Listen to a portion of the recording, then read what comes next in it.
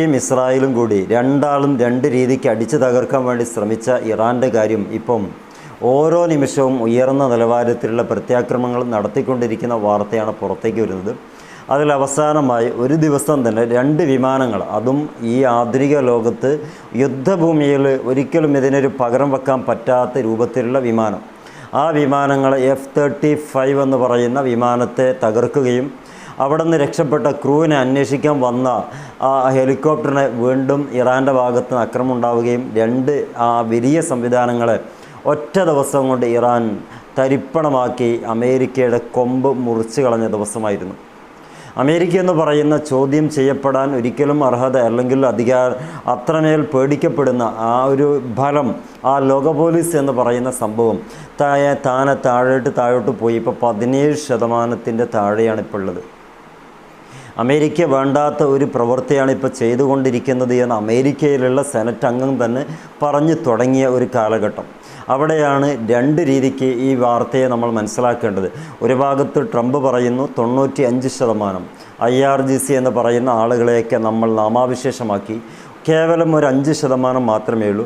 അത് 2 ആഴ്ച കൊണ്ട് അവർ സ്വന്തമായി ആ മേഖലയിൽ നിന്ന് വിട പറയുകയും ചെയ്യും.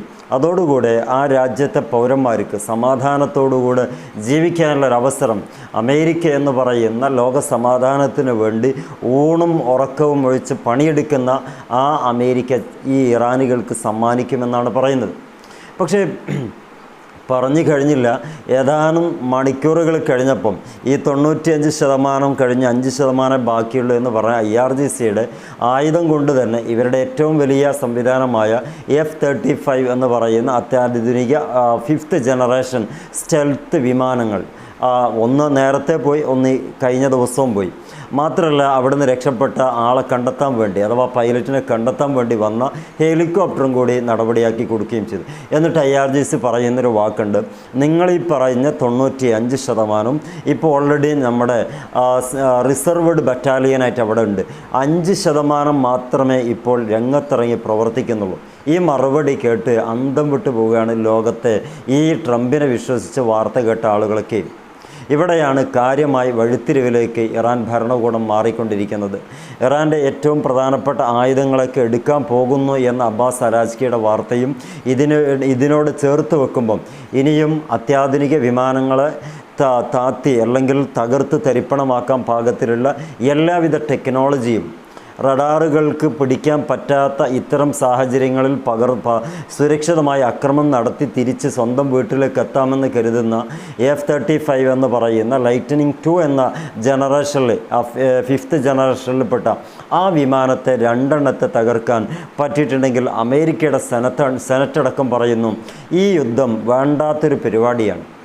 അമേരിക്കയുടെ മുഖച്ഛായ തന്നെ വലിയ രൂപത്തിൽ വലിച്ചു കീറുന്ന ഒരു യുദ്ധമായിട്ട് ഇതിനെ നമ്മൾ മനസ്സിലാക്കേണ്ടതുണ്ട്. യുദ്ധത്തിൻ്റെ എല്ലാവിധ ഉത്തരവാദിത്വവും ട്രംപും നെതന്യാഹും ഏറ്റെടുത്ത് അമേരിക്കയുടെ നികുതി പണത്തിൽ നിന്ന് എടുക്കാൻ പറ്റാത്ത രൂപത്തിൽ ഒരു നിയമനിർമ്മാണം ഉണ്ടാക്കണമെന്നാണ് അവിടെ രാഷ്ട്രീയ ആളുകളൊക്കെ അല്ലെങ്കിൽ പ്രതിപക്ഷ ആളുകളൊക്കെ പറഞ്ഞു വെക്കുന്നത്. എത്രത്തോളം അത് സാധ്യമാകും എന്നതിനെക്കുറിച്ചൊക്കെ ചർച്ച വൈകി വരികയെങ്കിൽ പോലും ഇവിടെ അമേരിക്കക്കാർക്ക് പോലും അമേരിക്കയെ സംശയിക്കുന്ന നേരിലേക്ക് എത്തിയിട്ടുണ്ടെന്നുള്ളതാണ്. ഇത്ര അത്യാധുനിക സംവിധാനങ്ങളെന്ന് പറഞ്ഞ് പറ്റിച്ച് ഒരുപാട് ആളുകൾ ഇത് വാങ്ങിച്ചു പോയിട്ടുണ്ട്.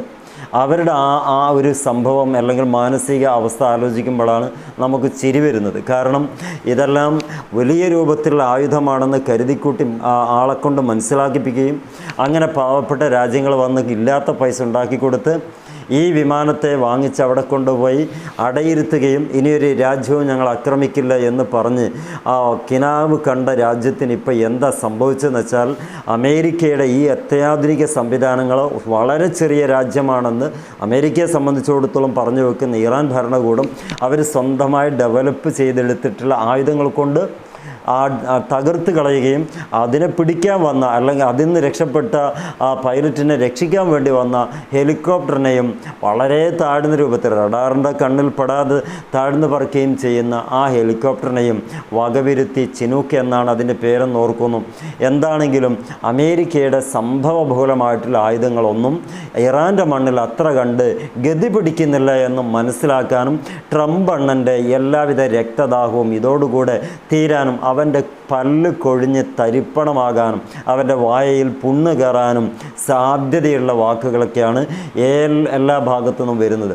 മിണ്ടാട്ടം മുട്ടിയ ആളെപ്പോലെ പൈശാചികതയുടെ പ്രതിരൂപമായിട്ട് ഇതിനുള്ള ചോദ്യത്തിന് പ്രസ്സുകാരുടെ അല്ലെങ്കിൽ മീഡിയക്കാരുടെ മുമ്പിൽ ഇങ്ങനെ തലതാഴ്ത്തിയിരിക്കുന്ന രംഗം നമ്മൾ പെറ്റ തള്ള സഹിക്കൂല എന്ന് പറയുന്നത് പോലത്തെ ഒരു രംഗമായിരുന്നു. ഇവിടെയാണ് അമേരിക്കയുടെ കൊമ്പരിഞ്ഞു, അമേരിക്കയുടെ പല്ലടിച്ചു കൊഴിച്ചു എന്നൊക്കെ പറയുന്ന വാക്കുകൾ പല മാധ്യമങ്ങളും ഉപയോഗിക്കുന്നത്.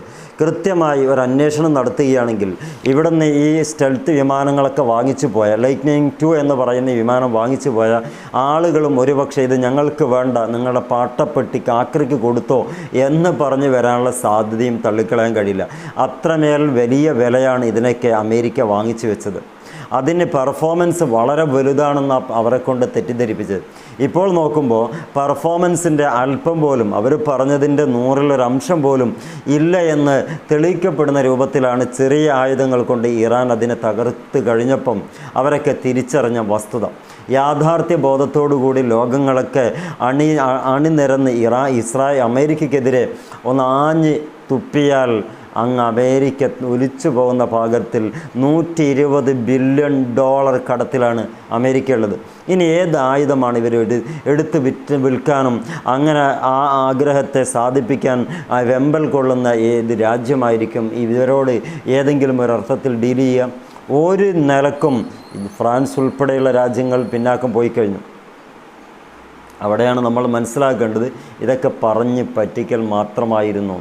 ഇസ്രായേൽ എന്ന് പറയുന്ന രാജ്യവും അമേരിക്ക എന്ന് പറയുന്ന രാജ്യവും എത്രയോ വലിയ രൂപത്തിലുള്ള ആയുധങ്ങളൊക്കെ ഉണ്ടാക്കി വെച്ച് പരീക്ഷണാർത്ഥത്തിൽ അതൊക്കെ വിജയിപ്പിച്ചു എന്ന് പറഞ്ഞ് പ്രൊപ്പഗണ്ട അടിച്ചിറക്കിയത് യഥാർത്ഥത്തിൽ ഉപയോഗിക്കാൻ വന്നു നോക്കുമ്പം യാതൊരു വിലയിലും അല്ലെങ്കിൽ യാതൊരു പെർഫോമൻസും കാഴ്ചവെക്കാതെ അവസാനിക്കുമ്പം ആര് ജയിച്ചു എന്ന് പറയണം? അമേരിക്ക തോറ്റു, ഇസ്രായേൽ തോറ്റു, ഇറാൻ വിജയിച്ചു എന്ന് പറയാൻ പറ്റും. ആ ലെവലിലാണ് ഇറാൻ്റെ എല്ലാ പെർഫോമൻസുകളും. ഒരുപാട് കുരുതിക്ക് കൊടുത്ത അമേരിക്കയുടെ ചരിത്രത്തിൽ നിന്ന് ഒരു ചെറുത്തുനിൽപ്പ് ഇന്ന് അമേരിക്കയ്ക്ക് വേണ്ടി മാത്രമായി ഒരു വലിയൊരു ശക്തിയെ ഇവിടെ കൊണ്ടുവന്നിട്ടുണ്ടെങ്കിൽ അത് ഇറാൻ മാത്രമാണ്. അതിൽ നിന്ന് മനസ്സിലാക്കാം ഇറാൻ്റെ മുമ്പിൽ അമേരിക്ക മുട്ടുകുത്തിയിരിക്കുന്നു. ഒരേ ദിവസം തന്നെ 2 വലിയ സംവിധാനങ്ങൾ നഷ്ടപ്പെട്ടു പോകുന്നു എന്നത് ചെറിയൊരു കാര്യമല്ല. അമേരിക്ക എന്ന് പറയുന്നത് ലോക പോലീസാണ്. അവരായുധങ്ങളാണ് പല ആളുകളും കൊണ്ടുപോയിട്ട് അവരുടെ സമാധാനം ഉറപ്പിച്ചു വെക്കാൻ ശ്രമിച്ചുകൊണ്ടിരിക്കുന്നത്. അവിടെയാണ് ഈ അടി കിട്ടിയതെന്നുള്ളത് ഓരോരുത്തരും മനസ്സിലാക്കണം. അമേരിക്ക ഇപ്പം പല്ല് കൊഴിഞ്ഞ സിംഹമാണ്. ആ ജട മാത്രമേ ഉള്ളൂ കാണാനുള്ള. ആ ജടകൾ ഒന്നഴിഞ്ഞു വീണാൽ അമേരിക്ക എന്ന് പറയുന്നത് പോഷകാഹാരം പോലും കിട്ടാതെ മെലിഞ്ഞൊട്ടിയ ആ ഒരവസ്ഥയിലുള്ള ഒരാളെപ്പോലെ ഇരിക്കുന്ന ഒരു വലിയ സംഭവമായിട്ട് മാറും. കാത്തിരിക്കാം. എന്താണെങ്കിലും ഉപ്പ് തിന്നവൻ വെള്ളം കുടിച്ചിട്ടേ മടങ്ങുള്ളൂ. നിസ്സാരമാണെന്ന് കരുതിയ രാജ്യമായി ഇറാനെ കൊണ്ടാണ് ഇത്രമേൽ അവഹേളിക്കപ്പെടുന്നത് എന്നുകൂടി നമ്മൾ ഒന്ന് മനസ്സിലാക്കണം. എല്ലാവരുടെ അഭിപ്രായങ്ങളും നിരൂപണങ്ങളൊക്കെ കമൻറ്റ് ബോക്സ് ഉപയോഗപ്പെടുത്തുക. മറ്റൊരു വീഡിയോയിൽ കാണാം. Wish you all the best. Good bye.